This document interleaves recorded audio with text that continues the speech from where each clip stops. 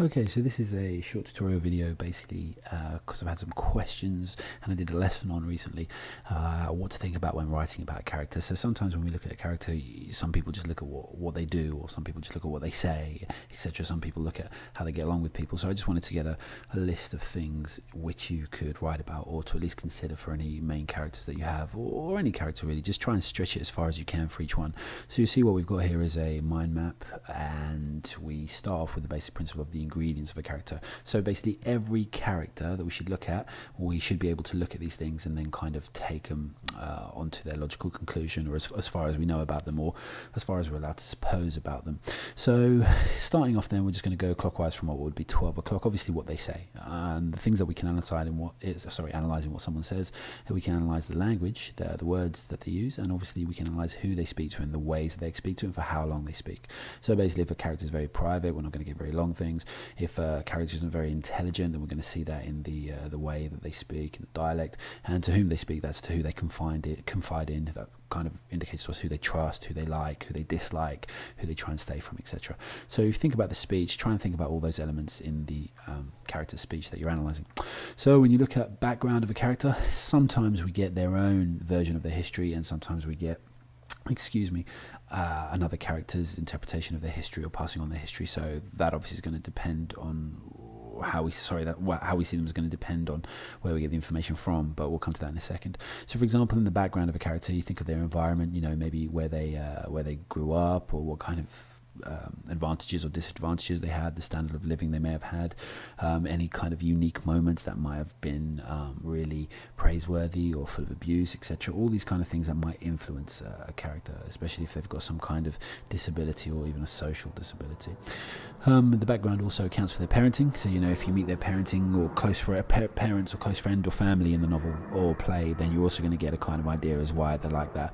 So you could argue that Romeo and Juliet, the kind of the setup in there is because their parents have this feud, that kind of makes it, this idea of their relationship being a forbidden fruit is one of the things that actually spurs it on.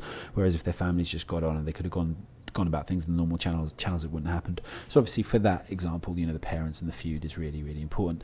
And obviously maybe to do with cultures, especially if you're looking at cross-cultural books. I think there's one called Across the Barricades, which is set in Northern Ireland, which talks about the difference between the Catholics and Protestant families, and obviously their kind of religious heritage and cultural heritage there, and the differences that actually come between them. So again, if you're looking into a character, that's something you want to stretch. Try and kind of like almost like be a detective around your characters. Try and look into all these things so you can write about them well. Okay, so we move on to who you're hearing it from, and that's really interesting because if you're hearing from the character themselves, you've got to ask yourself whether this character is reliable, whether you agree with them. So for example, a really good one is The Great Gatsby, where Nick Carraway, he's kind of got very strange recollections in terms of what he actually remembers, and also the validity of what he remembers. And then sometimes he just gets these sliding kind of dreams in, like it's just telling us all this stuff sometimes that we don't really need to know, and it tells us more about him than he actually wants to tell us, or tells us more about him than the way he wants us to see him. But obviously that's what's the writer's intention, and again we'll come to that. So always think about the reliability or where it's coming from.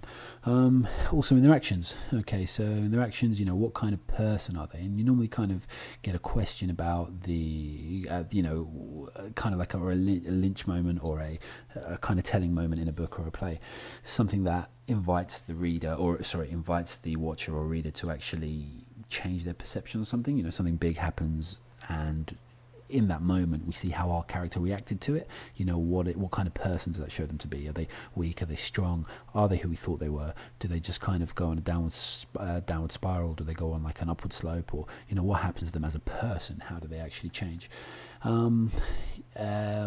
Also in action, then we also think about the situation. The situation that they're in, is it of their own doing? Are they putting their own are they putting a situation that they caused to rights, or are they actually just like an unsung hero, or just in the right place at the right time? What is it they're doing? And what are they challenging in what they do? Are they challenging someone with a greater power, someone who with a greater mindset, someone who's weaker than them? Are they bullying someone? Are they picking on someone? So think about all these things. If you were to try and see some of the actions of the characters in your own day-to-day situations, what they were doing, how would it be? So for example, if we look at of Mice and Men. You see Curly's wife when, you know, really she starts kind of threatening and bullying Crooks, you know, in that short scene in his room.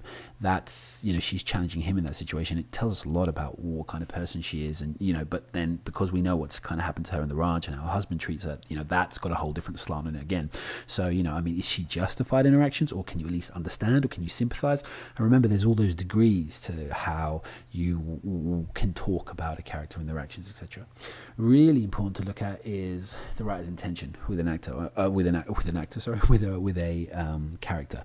What are they trying to make us think? So you want to think about the what are they trying to make the reader agree with or feel? Are they allowing us to come to our own conclusions? Are they guiding us one way? How much of an exploration of a character could it be, perhaps? Or how much is it, say, like in American Psycho? You know, how much is it an exploration of that character, etc.? You know, and what are the markers? You know, what kind of things show us that the writer's trying to make us feel this here, or here the writer's trying to make us feel that, or trying to develop it this way? So you're just trying to think about all those things through the characters. Their thoughts, you know, I mean, when we hear, especially if it's a first person narrative, you know, when they tell us their thoughts, you know, how much do we get in balance between their thought and action, and the kind of type of thought that they have? You know, is it something that's positive, negative? Is it you know, are they in worry, or are they in constant flux, or, you know, do they have this real deep hatred, etc. inside? So you can see again, all the kind of things kind of link. So, you know, some of the thoughts obviously will inform the action, and the background will inform the thoughts, etc., etc. And also we look at their moral perspectives. You know, do we have something set? You know, can we see from their psychology or their range of influence around them of who they actually like or want to follow, etc., that actually gives us some kind of following into who they are. I mean, that's really interesting as well when you look at just biographies in general, and you see, you know, who was influenced by who and why and for what reason, etc. And obviously writers and obviously their characters are influenced in the same way. Again, just to bring up The Great Gatsby for etc., we've got the, you know, the psychological influence we can take from Nick Carraway towards Gatsby. You know, could be of you know, I don't want to say exactly how far he likes him, but obviously it's contested, you know, even to his whole homosexual tendencies or homosexual kind of deification of Gatsby, you know, and that's kind of influenced him and the way he sees things, the way he reports things. And you know, the psychology that might be at play there is the kind of you know, repressed homosexuality, etc. Or maybe it's kind of, you could say, well, it's an upper middle class hobby in some way. But obviously, whatever, depending on who you read around and who you actually choose to follow and the interpretations you choose to follow, you can get a whole load of stuff out of all of it.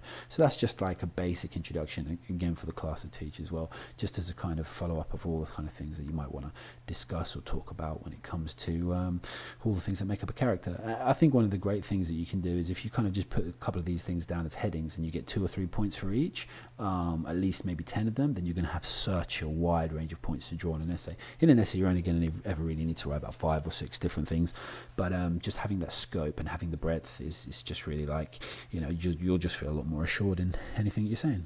I've got a couple more of these coming up. Hope they're also of use.